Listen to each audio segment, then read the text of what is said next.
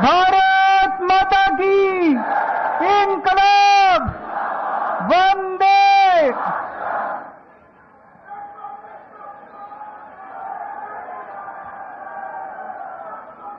आज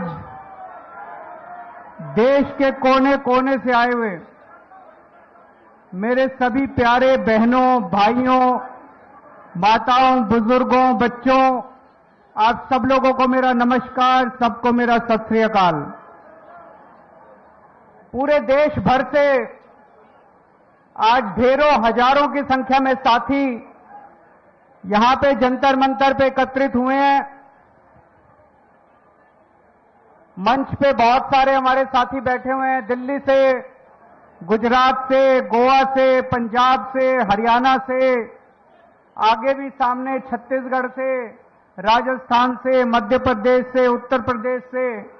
आप सभी साथियों को मेरा नमस्कार, सबको मेरा प्रणाम, सत श्री अकाल। दोस्तों, परसों दिल्ली की एक अदालत ने हमारे बहुत सारे बस मार्शल साथी भी आए हुए हैं, डीटीसी के कंडक्टर, ड्राइवर, डिम्स के निकाले हुए कर्मचारी, मोहल्ला क्लिनिकों के निकाले हुए कर्मचारी, आप सब लोगों की मैं बात करूंगा। थोड़ा सा सब लोग पेशेंस रखिए।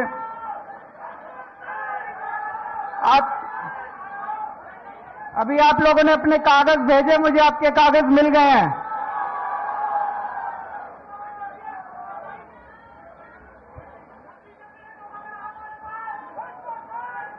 आज चिंता ना करो, बीजेपी ने पूरे देश के साथ धोखा किया, केवल आपके साथ धोखा नहीं किया। उसकी सबकी बात करेंगे अभी। दोस्तों, परसों दिल्ली की एक अदालत ने ऐतिहासिक फैसला दिया है। दिल्ली के लोगों के पक्ष में, देश के लोगों के पक्ष में। मैं दिल्ली के लोगों को, देश के लोगों को इस ऐतिहासिक फैसले के लिए बहुत बहुत बधाई देना चाहता हूं।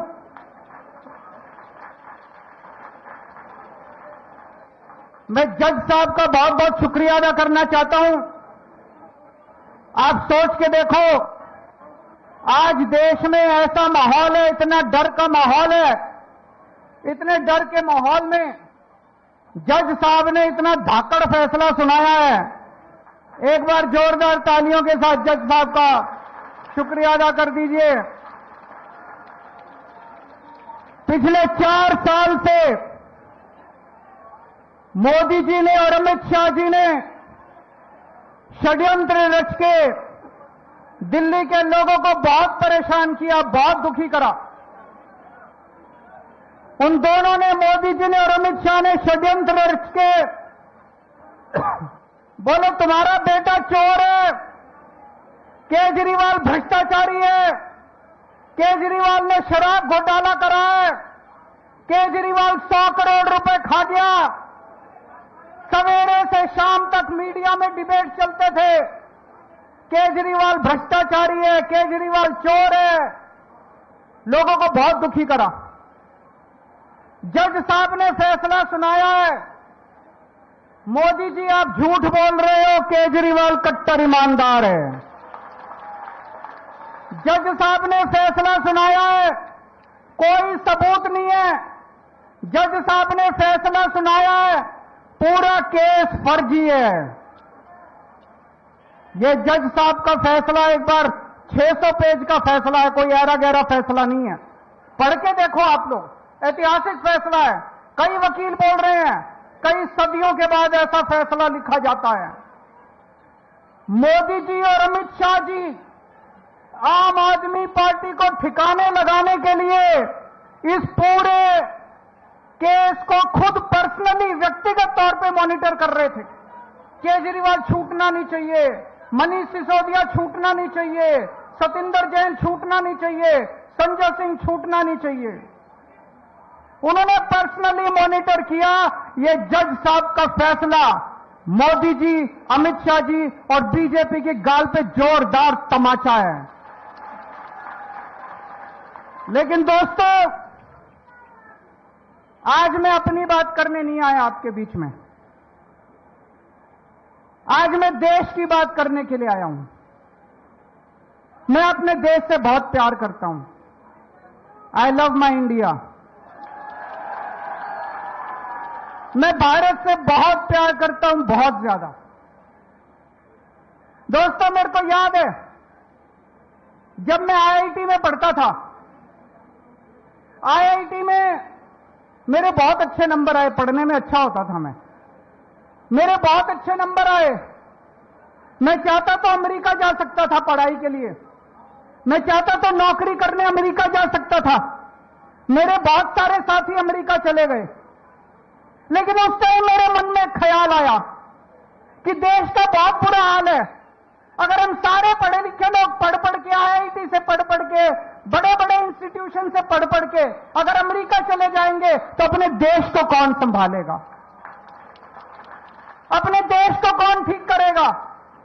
मैं अमेरिका नहीं गया, मेरे अच्छे नंबर थे, मैं अमेरिका की बेस्ट यूनिवर्सिटी में जा सकता था, मैं अमेरिका नहीं गया, मैं भारत में रहा। जब मैं इनकम टैक्स डिपार्टमेंट में गया, मेरे को याद है सबसे पहला केस मेरे सामने आया, असिस्टेंट कमिश्नर इनकम टैक्स था, एक चार्टर्ड अकाउंटेंट आया, उसने अपना केस करवाया और उसके बाद मेरे से कहता है, सर सेवा बताइए। मैंने कहा इसका क्या मतलब हुआ? बोला जी कितने पैसे लगेंगे? मैंने कहा मैं रिश्वत नहीं लेता। बोला जी देखो, मैं तो ले आया आपके नाम के पैसे, आप नहीं लोगे तो मैं ही रख लूंगा। दोस्तों, धीरे धीरे धीरे धीरे पूरे डिपार्टमेंट में फैल गया कि केजरीवाल कट्टर ईमानदार है, एक नया पैसा नहीं लेता इनकम टैक्स डिपार्टमेंट में। पूरे डिपार्टमेंट के लोग, इनकम टैक्स डिपार्टमेंट के लोग, चार्टर्ड अकाउंटेंट मेरे ईमानदारी की कस्में खाया करते थे। फिर किस्मत ने मेरे को दिल्ली का चीफ मिनिस्टर बना दिया। 10 साल मुख्यमंत्री रहा मैं। 10 साल के अंदर प्रधानमंत्री मोदी जी ने, जो मेरे से नफरत करते हैं, पता नहीं क्यों नफरत करते हैं, मैंने तो उनका कुछ नहीं बिगाड़ा, प्रधानमंत्री मोदी जी ने मेरे खिलाफ पता नहीं कितनी इंक्वायरी कराई, सारी इंक्वायरी करा ली, एक नए पैसे का भ्रष्टाचार नहीं मिला 10 साल के अंदर। आज मैं चैलेंज करता हूं, 10 साल मुख्यमंत्री था, कितनी फाइलों पे साइन करे थे? कोई एक ठेकेदार, कोई एक दिल्ली सरकार का वेंडर खड़ा होकर कह दे केजरीवाल ने पैसे मांगे थे। दोस्तों, मैं राजनीति छोड़ दूंगा। ईमानदारी कमाइए, देश से प्यार करता हूं। I love my India, I love my country. मैं भारत से प्यार करता हूं। तो जब कोई देश से गद्दारी करता है, जब कोई देश का अपमान करता है, तो खून खौल उठता है। दोस्तों, 2014 में लोगों ने कांग्रेस के भ्रष्टाचार से तंग आके, याद करो कांग्रेस के कभी 2G, कभी कोयला घोटाला, कभी ये घोटाला, कॉमनवेल्थ घोटाला, लोग परेशान हो गए थे कांग्रेस से। कांग्रेस के भ्रष्टाचार से तंग आके 2014 में लोगों ने बड़ी उम्मीदों के साथ मोदी जी को पूर्ण बहुमत की सरकार बनाई थी। 30 साल के बाद पूर्ण बहुमत की सरकार बनाई। बड़ी उम्मीद थी लोगों को कि अब देश बदलेगा, मोदी जी कुछ करेंगे। मैं आपसे पूछना चाहता हूं, 12 साल हो गए मोदी जी को, कुछ मिला आपको? जिंदगी सुधरी आप लोगों की? क्या मिला आप लोगों को? ना अच्छी सड़कें, ना पीने का पानी है, ना सीवर है, ना 24 घंटे बिजली है, हवा में पोल्यूशन है। इन 12 साल में इन लोगों ने बेड़ा गर्क कर दिया देश का। आज एयरलाइन सेक्टर बर्बाद है, आज रेलवे बर्बाद है, आज बैंक बर्बाद है, आज शिक्षा व्यवस्था बर्बाद है, आज अस्पताल बर्बाद है, आज हर सेक्टर बर्बाद है, गांव बर्बाद है, सब कुछ बर्बाद है। हवा में सांस लेने लायक नहीं बचे। 12 साल में इन लोगों ने देश को बर्बाद कर दिया। दोस्तों, एक बच्चा आया मेरे पास, बोला जी पिछले 12 साल में मोदी जी जो हर रोज परीक्षा पे चर्चा करते हैं। 12 साल से मैंने उनकी सारी परीक्षा पे चर्चा सुनी है। 12 साल के बाद जब मैं बड़ा हुआ, कंपटीशन के पेपर देने गया, बोला पेपर लीक हो गए। बोला मैं मोदी जी को कहना चाहता हूं, ये नौटंकी बंद करो, परीक्षा पे चर्चा, ये पेपर लीक बंद करा दो बस आप अपने। नौटंकीबाज एक नंबर के, केवल नौटंकी करनी आती है। परीक्षा पेपर चर्चा, अरे पेपर लीक हो रहे हैं पूरे देश में, चारों तरफ बच्चों का भविष्य खराब हो रहा है और ये परीक्षा पे चर्चा कर रहे हैं लोग।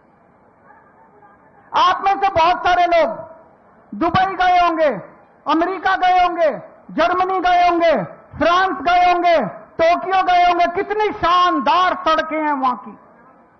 130 किलोमीटर प्रति घंटा की स्पीड से गाड़ियां दौड़ती हैं, 140, 150, 160 किलोमीटर की। और गुजरात में चले जाओ, मेरा तो आजकल गुजरात बहुत आना जाना होता है। अमेरिका में, लंदन में, न्यूयॉर्क में, टोक्यो में, पेरिस में 150 किलोमीटर की स्पीड से गाड़ी दौड़ती है। गुजरात में 30 किलोमीटर की स्पीड से गाड़ी दौड़ती है। गुजरात में मैं झूठ नहीं बोल रहा। आप राजकोट से, मैं अभी गया था, राजकोट से जूनागढ़ 104 किलोमीटर है। 104 किलोमीटर जाने के 4 घंटे लगते हैं, 4 घंटे। 30 किलोमीटर की स्पीड से, क्यों? गड्ढे ही गड्ढे, गड्ढे ही गड्ढे, गड्ढे ही गड्ढे। अरे सारी दुनिया चांद पे पहुंच गई, इनसे 12 साल में सड़कों के गड्ढे नहीं बढ़े गए। सारी दुनिया चांद पे पहुंच गई, ये अभी तक सीवरों के ढक्कन लगाते रह गए। सीवर के ढक्कन नहीं लगे इन लोगों से अभी तक।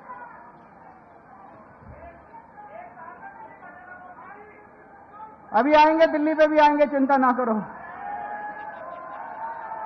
आप किसी देश में चले जाओ, किसी भी, लंदन चले जाओ, टोक्यो चले जाओ, पेरिस चले जाओ, फ्रांस चले जाओ, न्यूयॉर्क चले जाओ, कितने साफ सुथरे शहर हैं उनके।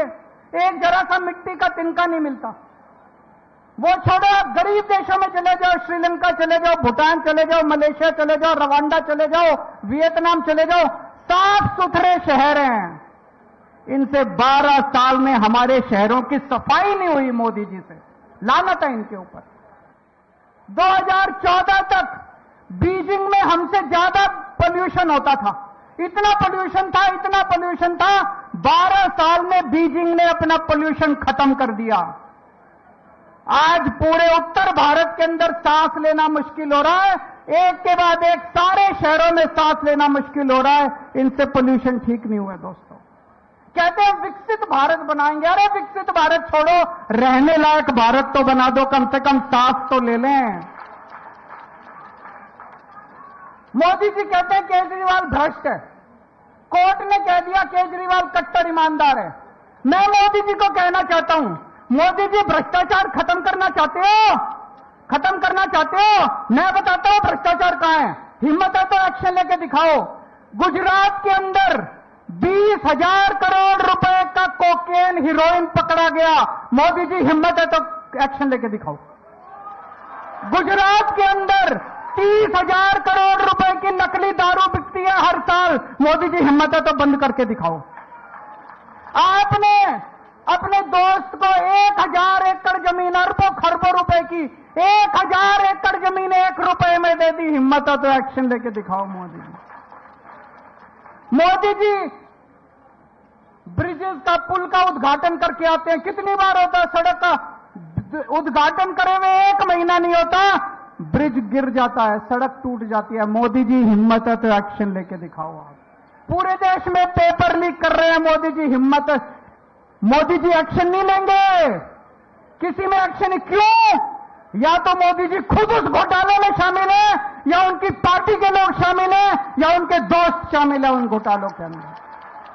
भ्रष्टाचारी मैं नहीं हूं, भ्रष्टाचार मोदी जी खुद कर रहे हैं दोस्तों।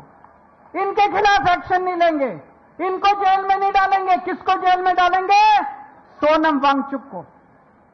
सोनम वांगचुक को जेल में डालेंगे, महराज मलिक को जेल में डालेंगे, नरेश बालियान को जेल में डालेंगे, केजरीवाल को जेल में डालेंगे, मनीष सिसोदिया को जेल में डालेंगे, संजय सिंह को जेल में डालेंगे। इन लोगों को जेल में डालते हैं।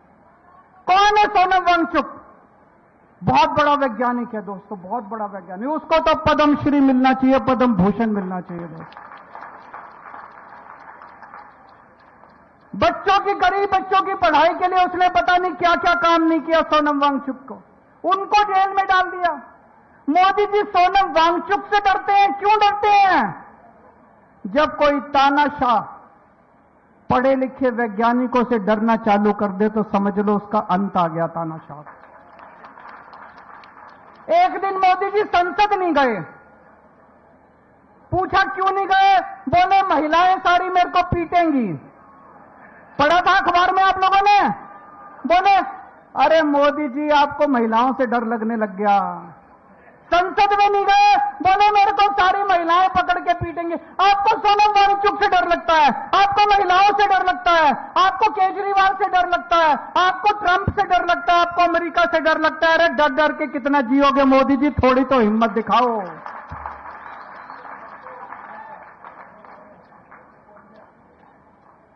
मुझे गिरफ्तार करके मोदी जी ने और अमित शाह जी ने बड़े बड़े संदेश दिए हैं। उन्हें संदेश दिया है, खबरदार अगर सरकार में कोई ईमानदारी से काम करेगा, अगर कोई ईमानदारी से काम करेगा केजरीवाल वाला हाल कर दूंगा तुम्हारा। उन्होंने संदेश दिया है। आम आदमी पार्टी जब आई थी, हमने आम लोगों को टिकट दिए। देश के युवाओं ने अपनी नौकरियां छोड़ दी, अपनी तनख्वाह छोड़ दी, अपने धंधे बंद कर दिए, सब राजनीति में आ गए। सबको लगा कि अब हम देश बदलेंगे। हमारी पार्टी में सारे आम लोगों के लड़के लड़कियां, आम लोगों के बच्चे हैं, आम युवा हैं जिनको टिकट मिली। कोई मंत्री बन गया, कोई मुख्यमंत्री बन गया, कोई एमएलए बन गया, कोई कुछ बन गया। हमारी पार्टी के अंदर एक उम्मीद थी कि नौजवानों को राजनीति में आना चाहिए। मोदी जी ने संदेश दिया, खबरदार राजनीति में आए, केजरीवाल वाला हाल कर दूंगा तुम्हारा। देश के अंदर लोगों की उम्मीदें खत्म हो गई थी। लोगों ने कहना चालू कर दिया था इस देश का कुछ नहीं हो सकता। आम आदमी पार्टी आई, आम आदमी पार्टी ने एक उम्मीद दी। स्कूल ठीक किए, अस्पताल ठीक किए, बिजली ठीक की, पानी ठीक किया, सड़कें ठीक की। आम आदमी पार्टी ने उम्मीद दी कि देश ठीक हो सकता है, देश सुधर सकता है। 140 करोड़ लोगों को उम्मीद बंधी कि देश ठीक हो सकता है। मोदी जी ने केजरीवाल को गिरफ्तार करके 140 करोड़ लोगों की उम्मीदों पे पानी फेर दिया दोस्तों। एक साल पहले इनकी दिल्ली में सरकार आई थी। आज दिल्ली सरकार के भुक्तभोगी यहां सारे खड़े हैं। ये मेरे को भी इन्होंने भेजा है, इनके विजेंद्र गुप्ता जी ने ये ट्वीट करा था। ये ट्वीट है 11 नवंबर 2024 का। मैं सभी बस मार्शलों को आश्वस्त करता हूं कि भारतीय जनता पार्टी दिल्ली की सत्ता में आते ही 60 दिनों के अंदर बस मार्शलों को नियमित कर देगी। हो गए भाई नियमित? धोखेबाज विजेंद्र गुप्ता, धोखेबाज बीजेपी, धोखेबाज प्रधानमंत्री, धोखेबाज गृह मंत्री। मेरे को याद है प्रधानमंत्री जी खुद आके कह के गए थे दिल्ली में कि 8 मार्च 2025 से दिल्ली की हर महिला के अकाउंट में 2,500